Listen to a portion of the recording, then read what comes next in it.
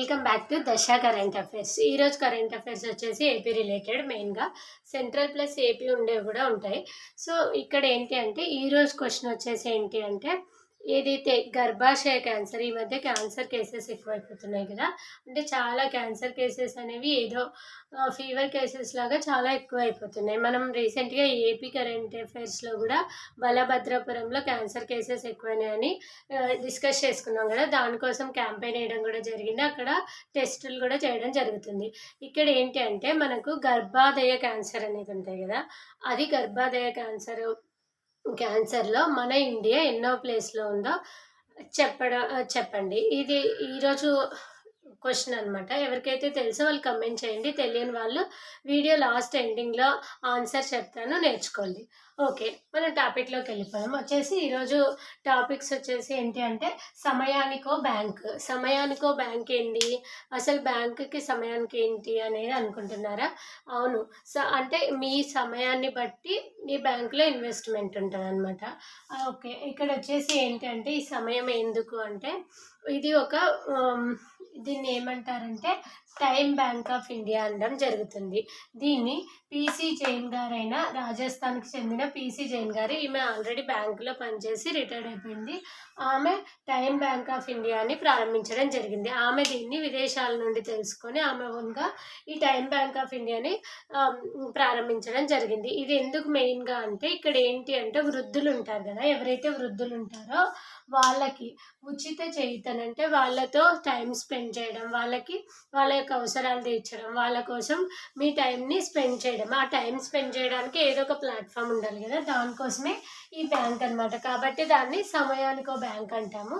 దాన్ని పీసీ జైన్ గారు, రాజస్థాన్కి చెందిన పీసీ జైన్ గారు స్టార్ట్ చేయడం జరిగింది. ఆమె 2018లో దీన్ని స్టార్ట్ చేసింది. తర్వాత ఇక్కడ వచ్చేసి ఈ బ్యాంకులో ఎవరెవరు అకౌంట్ ఓపెన్ చేసుకోవచ్చు అంటే 18+ ఉన్నవారు ఎవరైనా కూడా ఈ బ్యాంక్లో అకౌంట్ను ఓపెన్ చేసుకోవచ్చు. సేమ్ అకౌంట్కి మనం మామూలుగా బ్యాంక్లో మనీకి ఎలాగైతే అకౌంట్ ఓపెన్ చేస్తామో అలానే ఉంటాయి. ఇక్కడ మీరు ఏదైతే ఓపెన్ చేసే అకౌంట్కి కేవైసీ ఉంటుంది, పోలీస్ వెరిఫికేషన్ కూడా ఉంటుంది అనమాట. సో 18+ ఉండాలి, కేవైసీ చేసుకోవాలి, పోలీస్ వెరిఫికేషన్ కూడా ఉంటుంది మీ అకౌంట్కి. సో అలా మీ ఖాతాను ఓపెన్ చేసుకొని ఎవరైతే వయోవృద్ధులు ఉన్నారో వాళ్ళకి మీ టైంని కేటాయించవచ్చు. మీ టైం ఇందులో గంట అలా అంటే మీరు ఎంత స్పెండ్ చేసింటారో అలా 1 అవర్కి లెక్కించడం జరుగుతుంది అనమాట. తర్వాత వచ్చేసి ఇక్కడ ఏంటంటే ఇదంతా ఏంటి, పీసీ జైన్ గారు రాజస్థాన్లో స్టార్ట్ చేయడం జరిగింది. ఇక్కడ ఆమె ఈ విదేశాల్లో నుంచి తెలుసుకొని ఆమె ఇన్స్పైర్ అయ్యి వయోవృద్ధుల కోసం ఏదో ఒకటి చేయాలని చెప్పేసి ఆమె టైం బ్యాంక్ ఆఫ్ ఇండియాని స్టార్ట్ చేయడం జరిగింది. ఓకే, బట్ ఇప్పుడు మన ఏపీ రిలేటెడ్ ఏముంది ఇది అనుకుంటున్నారా? అక్కడికే వస్తున్నాను. ఇక్కడ వచ్చేసి పైలట్ ప్రాజెక్టుగా ఏదైతే టైం బ్యాంక్ ఆఫ్ ఇండియా ఉందో దాన్ని ఏపీలో స్టార్ట్ చేయాలని పైలట్ ప్రాజెక్ట్గా అంటే ఏంటంటే ఫస్ట్ ఒక చోట దాన్ని టెస్ట్ వెరిఫికేషన్ లాగా అంటారు కదా, టెస్ట్ లాగా ఒక చోట ఫస్ట్ స్టార్ట్ చేస్తారు. అక్కడ ఒకవేళ సక్సెస్ అయితే వేరే డిస్ట్రిక్ట్ కూడా స్ప్రెడ్ చేయడం జరుగుతుంది అనమాట. ఫస్ట్ పైలట్ ప్రాజెక్ట్గా ఇక్కడ విశాఖలో స్టార్ట్ చేయబోతున్నారు ఆ ఏపీ గవర్నమెంట్. ఎక్కడంటే విశాఖలో. ఎలా అంటే పైలట్ ప్రాజెక్ట్గా ఇక్కడ ఒకవేళ సక్సెస్ అయితే వేరే డిస్ట్రిక్ట్స్ కూడా దీన్ని స్ప్రెడ్ చేయడం జరుగుతుంది. తర్వాత ఇక్కడ వచ్చేసి ఏంటంటే ఈ పైలట్ ప్రాజెక్ట్ కింద ఏపీ ఎందుకు దీన్ని తీసుకురావడం జరిగిందంటే ఏదైతే మనకి తల్లిదండ్రులు వృద్ధుల సంక్షేమ చట్టం అనే ఒకటి ఉంది. ఇది వచ్చేసి 2007లో వచ్చింది. తల్లిదండ్రులు వృద్ధుల సంక్షేమ చట్టం 2007, దత్తత పోషణ చట్టం 1956. ఏవైతే ఉన్నాయో ఈ చట్టాల ప్రకారం వృద్ధులకి అండగా నిలిచాలని ఏపీ గవర్నమెంట్ ఈ స్కీమ్ని ఏదైతే ఉందో సమయానికో బ్యాంకుని తీసుకురావడం జరిగింది. అది కూడా ఎక్కడి నుంచి అంటే రాజస్థాన్లో పీసీ జైన్ గారు స్టార్ట్ చేస్తున్నారు కదా, వాళ్ళ నుంచి మన ఏపీ తీసుకొని రావడం జరిగింది. పైలట్ ప్రాజెక్టు ఎక్కడ స్టార్ట్ చేసిందంటే విశాఖలో. ఏమేమి వస్తాయంటే తల్లిదండ్రులు వృద్ధుల సంక్షేమ చట్టం 2007, దత్తత పోషణ చట్టం 1956 కింద. ఈ 2 చట్టాల కింద ఈ ఏపీ గవర్నమెంట్ వృద్ధులకి తోడుగా అలాగే అండగా నిలవాలని ఇది తీసుకురావడం జరిగిందనమాట. సో తర్వాత ఇక్కడ వచ్చేసి ఈ సమయానికో బ్యాంకు విశిష్టత చూసుకుంటే మనం ఇండియా బ్యాంక్ ఆఫ్ రికార్డ్స్లో కూడా ఇది పేరు పొందింది. అలాగే నీతి ఆయోగ్ యొక్క దర్పణలో కూడా దీన్ని గుర్తించడం జరిగింది. అలాగే రాజస్థాన్లో కొన్ని యూనివర్సిటీస్ ఉంటాయి కదా, వాళ్ళకి ఇంటర్న్షిప్ ఉంటుంది కదా, ఆ ఇంటర్న్షిప్లో ఆనందం అనే ఒక సబ్జెక్ట్ ఉంటుంది. ఆ ఆనందం అనే సబ్జెక్ట్లో కూడా ఈ సమయానికో బ్యాంకు దగ్గర ఇంటర్న్షిప్ చేసేలాగా కూడా మీరు తీసుకోండి అని చెప్పడం జరిగింది. అంటే ఒకవేళ మీకు ఆనందం అనే సబ్జెక్ట్‌లో ఇంటర్న్‌షిప్ చేయాలంటే దీన్ని ఒక సమయానికి ఒక బ్యాంక్‌ని ఒక టాపిక్‌గా తీసుకొని మీరు దీనిపైన ఇంటర్న్‌షిప్ చేయొచ్చనమాట. తర్వాతొచ్చేసి ఈ సమయానికో బ్యాంక్ అనేది 2018లో స్టార్ట్ అయిందని చెప్పినాను గదా! ఇది దిస్ ఈజ్ ఆల్ అబౌట్ సమయానికో బ్యాంక్. ఇది మామూలుగా మనం చూసుకుంటే చాలా మంచి ఒపీనియన్ అనమాట. ఏంటి అంటే ఇప్పుడు ఆల్మోస్ట్ మనం ఇప్పుడున్న జనరేషన్‌కి ఎవరి బిజీకి వాళ్ళు ఉంటాం. ఎవరెవరికి జాబ్స్ ఉంటాయి. ఎవరెవరు స్కూల్స్ ఎప్పటికప్పుడు ఉంటాయి. ఎవరి షెడ్యూల్ అనమాట. ఎవరి షెడ్యూల్ వాళ్ళకి టైట్‌గా ఉంటుంది. అలాంటి టైంలో వీళ్ళకి ఊరటగా కల్పించడానికి ఇదొక మంచి మార్గంగా మనం చెప్పుకోవచ్చనమాట. సో, నెక్స్ట్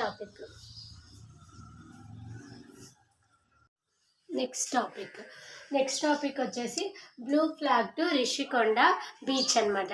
మనందరికీ తెలుసు రిషికొండ బీచ్కి రీసెంట్గా బ్లూ ఫ్లాగ్ని పునరుద్ధరించడం జరిగింది. అంటే ముందే ఉండింది, దాన్ని తీసేయడం జరిగింది, మళ్ళీ దానికి బ్లూ ఫ్లాగ్ సర్టిఫికేషన్ని ఇవ్వడం జరిగింది. అసలు రిషికొండ బీచ్ ఎక్కడుందంటే మనకి విశాఖపట్నంలో ఉంది. దానికి మనకి బ్లూ ఫ్లాగ్ అనేది పునరుద్ధరించబడింది. ఓకే, బ్లూ ఫ్లాగ్ని పునరుద్ధరించినారు. ఓకే, కానీ అసలు బ్లూ ఫ్లాగ్ సర్టిఫికేషన్ ఎందుకు ఇస్తారు, ఎవరిస్తారు, ఎలా ఇస్తారు, దానికోసం ఇవ్వడానికి ఏ పారామీటర్ని చూస్తారనే దాని గురించి మనం డీటెయిల్గా తెలుసుకుందాం. ఫస్ట్ వచ్చేసి ఎకో లేబుల్ సర్టిఫికేషన్. అంటే ఇది ఎకో లేబుల్గా మనకి ఏదైతే ఉమెన్కు ఉపయోగపడేలాగా, అలాగే ఎన్విరాన్మెంట్ సేఫ్లీగా ఉందని వాళ్ళు గుర్తించినప్పుడు వాళ్ళు ఒక సర్టిఫికేషన్ ఇస్తారు. అదే బ్లూ ఫ్లాగ్ సర్టిఫికేషన్ అని మనం అంటాం. తర్వాత వచ్చేసి దీన్ని ఎవరిస్తారు బీచెస్కి, బ్లూ ఫ్లాగ్ సర్టిఫికేట్ని ఎవరిస్తారు అంటే FEE, foundation for environment education. FEE అంటే ఫౌండేషన్ ఫర్ ఎన్విరాన్మెంట్ ఎడ్యుకేషన్ అనే సంస్థ మనకు ఈ బ్లూ ఫ్లాగ్ సర్టిఫికేషన్ని బీచెస్కి ఇవ్వడం జరుగుతుంది అనమాట. ఇది వచ్చేసి ఎక్కడ ఉందంటే డెన్మార్క్లో ఉంది. దీంట్లో ఆల్మోస్ట్ 77 కంట్రీస్ ఉన్నాయన్నమాట. తర్వాత వచ్చేసి ఈ బ్లూ ఫ్లాగ్ సర్టిఫికేషన్ అనేది ఓన్లీ బీచెస్కి ఇస్తారా అంటే కాదు. బీచెస్కి, మెరైన్స్కి, అలాగే సస్టైనబుల్ బోట్ టూరిస్టులు ఉంటారు కదా, ఎవరైతే సస్టైనబుల్ బోట్ టూరిజాన్ని ప్రొవైడ్ చేస్తున్నారో మెరైన్స్ ఉన్న వాళ్ళకి, అలాగే బీచెస్కి ఈ బ్లూ ఫ్లాగ్ సర్టిఫికేషన్ని ఇవ్వడం జరుగుతుంది. అలాగే అసలు ఏ దాన్ని బేస్ చేసుకొని బ్లూ ఫ్లాగ్ సర్టిఫికేషన్ ఇస్తారు అంటే ఫస్ట్ది clean and hygienic bathing water. ఏదైతే మనకి స్నానం చేయడానికి క్లీన్ అండ్ హైజీనిక్గా ఉన్న వాటర్ని ప్రొవైడ్ చేస్తుందో ఆ బీచ్కి, అలాగే బేసిక్ ఇన్ఫ్రాస్ట్రక్చర్ టు టూరిస్ట్. ఎవరైతే ఇప్పుడు సపోజ్ మీకు బీచ్ ఇష్టం ఉందనుకోండి, వెళ్తారు, అక్కడ బాత్ చేస్తారు. బాత్ ఎప్పుడు చేస్తారు మీరు? వాటర్ క్లీన్ అండ్ హైజీనిక్ ఉన్నప్పుడు. అది ఫస్ట్ పాయింట్. తర్వాత మనకి అక్కడ బేసిక్ ఇన్ఫ్రాస్ట్రక్చర్ అవైలబిలిటీ కూడా వాళ్ళు కల్పించాలంటే వాటరు, అలాగే క్లాతింగ్ రిలేటెడ్ సంథింగ్, ఫుడ్, అలాంటి బేసిక్ ఇన్ఫ్రాస్ట్రక్చర్ కూడా టూరిస్ట్కి ప్రొవైడ్ చేసే బీచెస్కి. అలాగే ఇంకా ఎవరైతే ఈ రెండు ఉండి, అలాగే కొన్ని ఏమంటే ఎన్విరాన్మెంట్ ఫ్రెండ్లీగా ఉండే వాటిని చూసి బ్లూ ఫ్లాగ్ ఇవ్వడం జరుగుతుంది. ఎప్పుడైతే ఒక బీచ్కి బ్లూ ఫ్లాగ్ సర్టిఫికేషన్ వచ్చిందో వాళ్ళు ఈ బ్లూ ఫ్లాగ్ని డిస్ప్లే చేసుకోవచ్చు. ఒక బ్లూ కలర్ ఫ్లాగ్ ఇస్తారు, దాన్ని వాళ్ళు ఆ బీచెస్ దగ్గర డిస్ప్లే చేసుకోవచ్చు. అంటే ఆ బీచ్కి బ్లూ ఫ్లాగ్ వచ్చిందని. సో ఆటోమేటిక్గా అది మీకు ఎప్పుడైతే డిస్ప్లే అవుతుందో మీకు అక్కడ పరిస్థితి అక్కడ అర్థమైపోతుంది. ఓకే, క్లీన్ వాటర్ ఉంది, ఇక్కడ బేసిక్ ఇన్ఫ్రాస్ట్రక్చర్ ఉంది, మనం సేఫ్గా అంటే సెక్యూర్గా విజిట్ చేసి రావచ్చు అని మీకు ఐడియా వచ్చేస్తుంది అనమాట. తర్వాత యాక్చువల్గా ఈ బ్లూ ఫ్లాగ్ సర్టిఫికేషన్ అనే దాన్ని ఒరిజినల్గా ఎవరు స్టార్ట్ చేసినారంటే ఫ్రాన్స్ వాళ్ళు 1985లో స్టార్ట్ చేయడం జరిగింది. ఫ్రాన్స్ స్టార్ట్ చేసింది 1985. తర్వాత అది 1987లో యూరోపియన్కి రావడం జరిగింది. తర్వాత 2021 నుంచి అది ఇంటర్నేషనల్ అయిపోయింది అనమాట. అంటే అన్ని దేశాలకు వర్తించేలాగా చేసినారు. ఫస్ట్ అయితే ఎవరు స్టార్ట్ చేసినారంటే ఫ్రాన్స్ 1985లో. తర్వాత వచ్చేసి మనం ఇండియాలో ఫస్ట్ ఎప్పుడొచ్చింది, అసలు ఫస్ట్ ఏ బీచ్‌కి వచ్చింది అనేది చూద్దాం. ఇండియాలో వచ్చేసి 2018 జూన్‌లో ఫస్ట్ టైం చంద్రభాగా బీచ్ ఇన్ ఒడిస్సాలో ఉండే చంద్రభాగా బీచ్‌కి ఫస్ట్ టైం రావడం జరిగింది. ఇది ఇండియాలోనే ఫస్ట్ కాదు, ఏషియాలోనే first time blue flag certification వచ్చిన ఒక బీచ్ అనమాట చంద్రభాగా, ఒడిస్సా. ఇదంతా కూడా మనకి బీచెస్కి బ్లూ ఫ్లాగ్ సర్టిఫికేషన్ ఎందుకు ఇస్తారు, ఎవరు ఇస్తారు, ఎలా స్టార్ట్ చేసినారని. బట్ ఇప్పుడు మనం ఎందుకు ఇదంతా డిస్కస్ చేస్తున్నామంటే రిషికొండకి, ఏదైతే విశాఖపట్నంలో ఉన్న రిషికొండకి రీసెంట్గా ఎవరైతే బ్లూ ఫ్లాగ్ మెంబర్స్ ఉంటారు కదా, ఇండియన్ మెంబర్స్, వాళ్ళు ప్రకటించడం జరిగింది. ఏమని, విశాఖపట్నంలో ఉన్న రిషికొండ బీచ్కి ఈ బ్లూ ఫ్లాగ్ సర్టిఫికేషన్ని పునరుద్ధరిస్తున్నామని చెప్పడం జరిగింది. So this is all about blue flag certification. And రీసెంట్గా ఏదానికి వచ్చిందంటే రిషికొండకి పునరుద్ధరించడం జరిగింది. ఓకేనా? Okay, next topic. నెక్స్ట్ వచ్చేసి P4 విధానం. ఇది చిన్న టాపికే అయినా ఇంపార్టెంట్ టాపిక్ అనమాట. అమరావతి వేదికగా P4 విధానం. రీసెంట్గా మనకి ఏపీ సీఎం చంద్రబాబు నాయుడు గారు P4 విధానాన్ని రాష్ట్రంలో తీసుకురావాలని చెప్తున్నారు. దీన్ని నూతన సంవత్సరం అయినా అంటే న్యూ ఇయర్ సందర్భంగా ఉగాది రోజున ప్రారంభించాలని అనుకున్నారు. అది కూడా అమరావతి వేదికగా, అమరావతిలో నూతన సంవత్సరం దినోత్సవం సందర్భంగా ఉగాది రోజున దీన్ని ప్రారంభించబోతున్నారు. సాయంకాలం ప్రారంభిస్తామని చెప్పడం జరిగింది. సో అసలు P4 అంటే ఏంటంటే, ఫస్ట్ P అంటే ప్రభుత్వం, ప్రైవేటు, ప్రజల భాగస్వామ్యం. ఈ ముగ్గురు కలిసి పేదరికం, ఇంకో P అంటే పేదరికాన్ని నిర్మూలించడమే ధ్యేయంగా మనకి P4 విధానాన్ని ఏపీ గవర్నమెంట్ రాష్ట్రంలో తీసుకురావడం జరుగుతుంది. ప్రభుత్వం, ప్రైవేటు, ప్రజల భాగస్వామ్యం ముగ్గురు కలిసి పేదరికాన్ని నిర్మూలించాలనేదే P4 యొక్క ముఖ్య ఉద్దేశం అన్నమాట. తర్వాత వచ్చేసి దీనికి ప్రతి నియోజకవర్గం నుండి 50 మంది పేదల కుటుంబాలకు సంబంధించిన ప్రజలు హాజరు కాబోతున్నారు. అలాగా ఆల్మోస్ట్ 10,000 మంది జనం హాజరు కాబోతున్నారు ఈ వేదికకి. సో P4 విధానం అంటే ప్రజల భాగస్వామ్యం, ప్రభుత్వం, ప్రైవేట్ ముగ్గురు కలిసి పేదరికాన్ని నిర్మూలించడం కోసమే P4 విధానం తేవడం జరిగింది. దీన్ని ఉగాది రోజు సందర్భంగా, నూతన సంవత్సరం సందర్భంగా దీన్ని అమరావతిలో ఈవినింగ్ స్టార్ట్ చేస్తామని సీఎం చంద్రబాబు నాయుడు గారు చెప్పడం జరిగింది. సో దీన్ని కంటిన్యూస్గా చూడండి. ఆ రోజు ఏమైనా కొత్త ఇనిషియేటివ్ తెస్తారేమో, ఆ రోజు ఏమైనా. సో ఇప్పుడు వరకు అయితే P4 విధానం ఇంతే. Okay, next topic.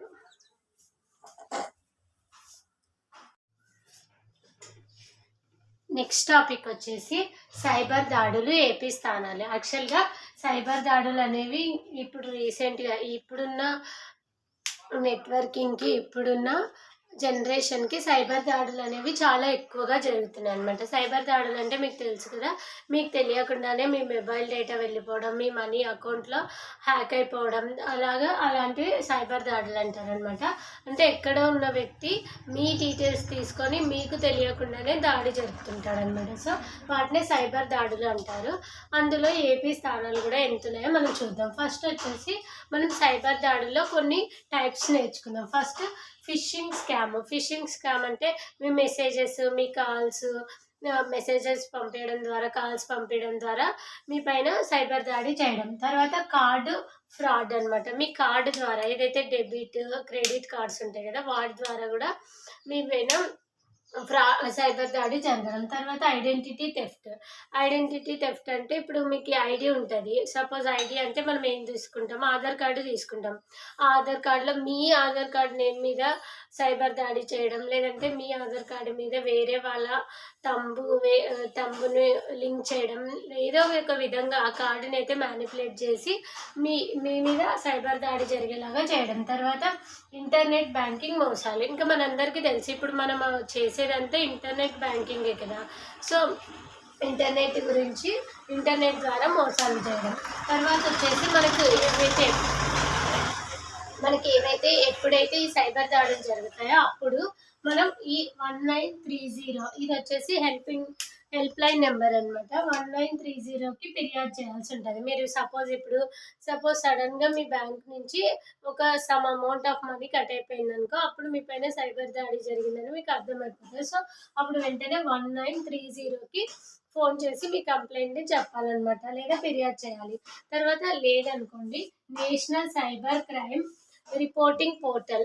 మీరు 2 ఉంటాయి కదా! నేషనల్ క్రైమ్ రికార్డ్ బ్యూరో వేరు, national cyber crime reporting portal వేరు. ఇదేమో రిపోర్ట్ చేయడానికి ఒక పోర్టల్ అనమాట. ఇదేమో ఏం చేస్తది, సైబర్ దాడులు ఎక్కడ ఎన్ని జరిగినాయని నివేదికనిస్తుంటది. మీకు తెలిసే ఉంటది. నేషనల్ క్రైమ్ రికార్డ్ బ్యూరో నివేదికలు రిలీజ్ చేస్తుంటది ఇండెక్స్‌లని. సో, ఇది వేరు, ఇది వేరు. ఇది ఏంటి అంటే national cyber crime reporting portal. ఎందుకంటే ఎప్పుడైతే మీరు సైబర్ దాడికి గురైతారో ఈ ఫామ్‌లో ఏ ఫామ్‌లోనైనా సైబర్ దాడి జరిగినప్పుడు అప్పుడు మీరు రిపోర్ట్ ఇవ్వడం కోసం ఈ రిపోర్ట్ పోర్టల్‌ని తీసుకురావడం జరిగింది. సో, సపోజ్ మీరు ఏదైనా దాడికి జరిగినప్పుడు ఫిర్యాదుకై 1930కి ఫోన్ చేయాలి. లేదా ఈ నేషనల్ సైబర్ క్రైమ్ రిపోర్టింగ్ పోర్టల్‌లో రిపోర్ట్ చేయాలి. సో, ఇక్కడొచ్చేసి లేదంటే ఇంకొకటి ఆర్‌బీఐకి సంబంధించి కంప్లెయింట్ మేనేజ్‌మెంట్ సిస్టమ్‌లోకి వెళ్ళి మీ కంప్లెయింట్‌ని చెప్పాలనమాట. నివేదించాలి. ఏంటి అంటే ఆర్‌బీఐ పోర్టల్‌లో కంప్లెయింట్ మేనేజ్‌మెంట్ సిస్టమ్‌కి మీరు ఏదైతే దాడి జరిగిందో దాని గురించి నివేదించాలి. తర్వాతొచ్చేసి ఇవన్నీ గూడా మీకు దాడి చేసినప్పుడు మీరు రెస్పాండ్ అవ్వాలి. తర్వాతొచ్చేసి నేషనల్ క్రైమ్ రికార్డ్ బ్యూరో. మనందరికీ తెలుసు నేషనల్ క్రైమ్ రికార్డ్ బ్యూరో మనకి ఇండెక్స్ రిలీజ్ చేస్తుంది. అందులో భాగంగానే సైబర్ దాడుల గురించి గూడా కొన్ని మనకి ఫ్యాక్ట్స్ చెప్పడం జరిగింది. నేషనల్ క్రైమ్ రికార్డ్ బ్యూరో ప్రకారం 2022లో అత్యధికంగా ఎక్కడ సైబర్ దాడులు జరిగినాయంటే తెలంగాణలో. తర్వాత మనం ఏపీ వచ్చేసి 5థ్ ప్లేస్‌లో ఉందనమాట. అత్యధికంగా ఎక్కడ జరిగినాయి తెలంగాణలో. అది ఎప్పుడు 2022లో ఎవరి ప్రకారం నేషనల్ క్రైమ్ రికార్డ్ బ్యూరో ప్రకారం అత్యధిక దాడులు తెలంగాణలో జరిగినాయి. అదే ఆ దాడుల్లో మనం ఏపీ వచ్చేసి 5థ్ ప్లేస్‌లో ఉంది. టోటల్ దాడులు ఎన్ని జరిగినాయంటే 64,907 సైబర్ దాడులు జరిగితే అందులో ఏకంగా తెలంగాణలో ఎక్కువ ఫస్ట్ ప్లేస్‌లో ఉందనమాట. 5,297 సైబర్ దాడులు జరగడం జరిగింది. మనకైతే 2,341 సైబర్ దాడులు జరిగినాయి. 2,341 సైబర్ దాడులతో మనం 5థ్ ప్లేస్‌లో ఉన్నాం. ఫస్ట్ ఎవరున్నారు? తెలంగాణ ఉన్నారు. టోటల్ ఎన్ని? 64,907 సైబర్ దాడులు. ఇప్పుడొచ్చేసి ఇక్కడ అంటే మనం టైప్స్ చెప్పుకున్నాం గదా! ఏ ఏ రకంగా దాడులు జరుగుతాయనేసి. ఇక్కడొచ్చేసి ఫస్ట్ చూసుకుంటే ఓటీపీ మోసాలు. ఓటీపీ ద్వారా అంటే మీకు ఓటీపీ పంపించి ఓటీపీని చెప్పండి. మీకు సపోజ్ మీరు ఏదైనా లక్కీ ఆఫర్ గెలిచారు. అట్లా చెప్పేసి మీరు ఓటీపీ చెప్తే ఇదొచ్చేస్తుంది అని చెప్తారు గదా! అప్పుడు మీరు ఓటీపీ చెప్పడం వల్ల మీ అకౌంట్‌లో డబ్బులనేవి లేదా ఇన్ఫర్మేషన్ అనేది ఏదో ఒకటి యాడ్ చేయడం జరుగుతుంది. అలా మోసాలు జరిగిన ప్లేసెస్‌లో తెలంగాణ వచ్చేసి ఫస్ట్ ప్లేస్‌లో ఉంది. టోటల్‌గా అయితే 2,819 దాడులు ఓటీపీ ద్వారా జరిగినాయి. అందులో తెలంగాణ ఫస్ట్ ప్లేస్‌లో ఉంది. తెలంగాణలో వచ్చేసి ఆల్మోస్ట్ 179 ఓటీపీ మోసాలు జరిగినాయి. అందులో సెకండ్ ప్లేస్‌లో ఒడిస్సా, థర్డ్ ప్లేస్‌లో మహారాష్ట్ర ఉన్నాయి. తెలంగాణ, ఒడిస్సా, మహారాష్ట్ర. అదే ఏపీ చూసుకుంటే ఏపీలో ఆల్మోస్ట్ 61 దాడులు జరిగినాయన్నమాట ఓటీపీ రిలేటెడ్. తర్వాత వచ్చేసి క్రెడిట్, డెబిట్ కార్డులు 1660 డెబిట్, క్రెడిట్ కార్డ్ రిలేటెడ్ మోసాలు జరిగినాయన్నమాట. దాని ప్రకారం చూసుకుంటే ఎక్కువగా బీహార్‌లో 562 ఈ ఫ్రాడ్స్ వల్ల జరగడం జరిగింది. 562తో బీహార్ ఫస్ట్ ప్లేస్‌లో ఉంటే తెలంగాణ సెకండ్ ప్లేస్‌లో ఉంది. అదే ఏపీలో అయితే 39 జరిగినాయి. అంటే ఇది ప్లేస్ కాదు, ఎన్ని దాడులు జరిగినాయనేది అనమాట. ఫస్ట్, సెకండ్ మాత్రమే ప్లేసెస్ చెప్పుకున్నాం. తర్వాత ఏపీలో ఎన్ని జరిగినాయంటే ఏపీలో 61 ఓటీపీ ద్వారా, క్రెడిట్, డెబిట్ కార్డ్ ద్వారా 39 మోసాలు జరిగినాయి. తర్వాత ఏటీఎం ద్వారా ఆల్మోస్ట్ ఇప్పుడు ప్రతి వాళ్ళు ఏటీఎం వాడుతున్నారు కదా! ఏటీఎం ద్వారా 1669 మోసాలు జరిగినాయి అనమాట. అందులో మళ్ళీ బీహారే ఫస్ట్ ఉంది. ఆల్మోస్ట్ 693 మోసాలు అనేవి జరిగినాయి. తెలంగాణ సెకండ్ ప్లేస్‌లో ఉంది. అలాగే ఏపీలో ఎన్ని జరిగినాయంటే 30 జరిగినాయి.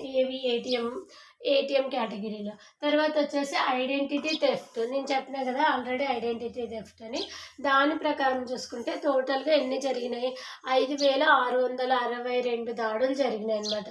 అంటే ఇక్కడ మనం అన్ని కేటగిరీలో పోలిస్తే ఐడెంటిటీ థెఫ్ట్‌గా ప్రకారమే ఎక్కువ ఉన్నాయన్నమాట. అంటే ఏదైతే అంటే ఓవరాల్గా కాకుండా సపరేట్ కేటగిరీస్గా తీసుకుంటే మనం ఐడెంటిటీ థెఫ్ట్వే ఎక్కువ ఉన్నాయన్నమాట. ఇందులో ఆల్మోస్ట్ 5,662 దాడులు జరిగితే ఇందులో ఫస్ట్ కర్ణాటకలో ఎక్కువ జరిగినాయి అనమాట. కర్ణాటకలో 3,752 జరిగినాయి.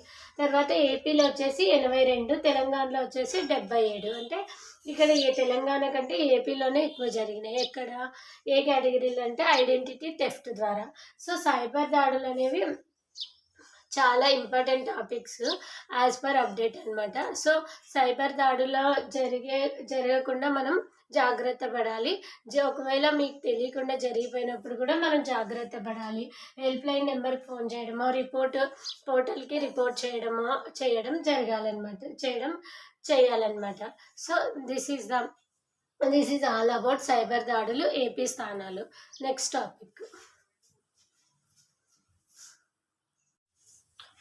టాపిక్ వచ్చేసి కిషోరి వికాస కార్యక్రమం. అంటే కిషోరి వికాస కార్యక్రమం ఇది వచ్చేసి ఎందుకంటే విద్యను ప్రోత్సహించడానికి, ఆరోగ్యాన్ని ప్రొవైడ్ చేయడానికి, మంచి ఆరోగ్యాన్ని ఇవ్వడం కోసం, పోషకాహారాన్ని అందించడం కోసం, అలాగే మానవ అక్రమ రవాణాని స్టాప్ చేయడం కోసం, ఆత్మరక్షణని ప్రొవైడ్ చేయడం కోసం, తర్వాత జీవనోపాధి అవకాశాలు కల్పించడం కోసం, బాల్య వివాహాలని నిర్మూలించడం కోసం, బాల్య వివాహాలు ఏదైతే ఉన్నాయో వాటిని నిర్మూలించడం కోసం, విద్య, ఆరోగ్యం, పోషకాహారం, మానవ అక్రమ రవాణా, ఆత్మరక్షణ, జీవనోపాధి అవకాశాలు, బాల్య వివాహాల నిర్మూలన, ఇవన్నీ కూడా మనకి కిషోరి వికాస కార్యక్రమంలో తీసుకోవడం జరుగుతుంది. ఇక్కడ ఏంటి అంటే వీళ్ళు పాఠశాల విద్యాశాఖ సహకారంతో దీన్ని ప్రారంభిస్తున్నారు. అలాగే దీనికి నోడల్ ఏజెన్సీగా ఏ శాఖ పనిచేస్తుంది అంటే మహిళాభివృద్ధి, శిశు సంక్షేమ శాఖ ఇక్కడ నోడల్ ఏజెన్సీగా పనిచేయడం జరుగుతుంది అనమాట. మహిళాభివృద్ధి, శిశు సంక్షేమ శాఖ నోడల్ ఏజెన్సీగా పనిచేస్తుంది. వీళ్ళు విద్యాశాఖ సహకారంతో దీన్ని స్టార్ట్ చేస్తున్నారు. పాఠశాలలో, కళాశాలలో కిషోరి వికాస బృందాలు దీని కింద ఏదైతే కిషోర వికాస్ కార్యక్రమం కింద పాఠశాలలో, కళాశాలలో కిషోరి వికాస బృందాలను ఏర్పాటు చేస్తారు. అంటే ఒక టీచర్ కింద కొంతమంది బాలను తీసుకొని, అంటే ఎంతమంది అంటే 15 to 20 మెంబర్స్ ఉంటారు ఒక బృందంలో. కొంతమంది బాలికలు, కొంతమంది బాలురులు ఒక టీచర్ కింద ఒక బృందాన్ని ఏర్పాటు చేస్తారనమాట. అలాగే ప్రతి శనివారం, ఎవ్రీ సాటర్డే ఈ వీడియోస్ ద్వారా, చిత్రాల ద్వారా, పైన వీటన్నిటిలో ఏవైతే ఉన్నాయో మనం అంశాలు డిస్కస్ చేసుకున్నామో వాటి మీద అవగాహన కలిగించి అవేర్నెస్ ప్రొవైడ్ చేయడం కోసం ఈ ప్రతి శనివారం వీటిపైన కార్యక్రమాలు నిర్వహించడం జరుగుతుందన్నమాట. దీనికి సంబంధించిందే కిషోరి వికాస కార్యక్రమం. This is the end of the topic. Thank you. ఒకవేళ మీకు మన వీడియోస్ ఏవైతే నచ్చినట్లయితే ఖచ్చితంగా లైక్ చేయండి, కమెంట్ చేయండి. మీకు ఇంకా ఏ టాపిక్ మీదైనా అంటే మనం ఒక టాపిక్ డిస్కస్ చేసినప్పుడు ఇప్పుడు national crime record bureau discuss చేసినాం, దాని గురించి మీకు ఇన్ డీటెయిల్ తెలియకపోవచ్చు. మీరు ఒకవేళ అడిగితే నేను సపరేట్ వీడియో చేయడానికి ట్రై చేస్తాను. సో అలా మీకు ఏవైనా డౌట్స్ ఉన్నా కమెంట్ చేయండి. తర్వాత మీ ఫ్రెండ్స్ ఎవరైతే ఉంటారో కాంపిటేటివ్ ఫీల్డ్కి ప్రిపేర్ అయ్యే వాళ్ళకి ఖచ్చితంగా షేర్ చేయండి, వాళ్ళకు కూడా యూస్ అవుతుంది అనమాట. Thank you.